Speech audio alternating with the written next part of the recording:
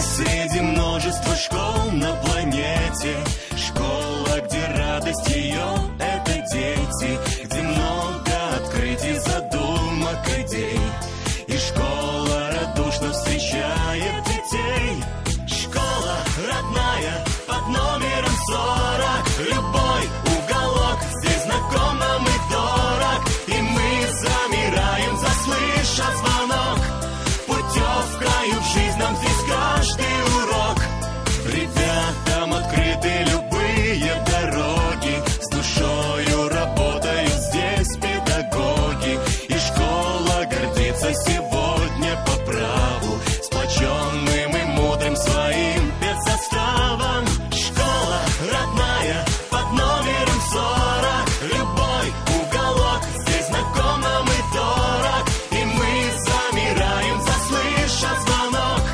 Путевкою в жизнь нам здесь каждый урок. Здравствуйте! В эфире школьного телевидения программа «Телепорт». И мы, ее ведущие, Ковалев Иван и Жанова Мария. Мы поможем узнать больше о тех, кто рядом с вами. Задача программы – рассказать об увлечениях наших учеников. Чем же занимаются они в свободное от учебы время? В нашей школе работает большое количество различных кружков и факультативных занятий. Бассейн, хор, бисероплетение, карате и многое другое. А наш сегодняшний выпуск будет посвящен студии танца «Аллегро». Детская хореографическая танцевальная студия «Аллегро» начала свою деятельность в 2000 году. Это дружный коллектив танцоров, их родителей и педагогов. Без блистательных выступлений этого коллектива не обходится ни одно мероприятие школы. Всегда яркие и зажигательные. Они дарят окружающим неиссякаемую энергию, улыбки и радость. Их выступления не ограничиваются сценой родной школы. Уже давно непокорны сцены города, а также они являются участниками региональных и всероссийских конкурсов.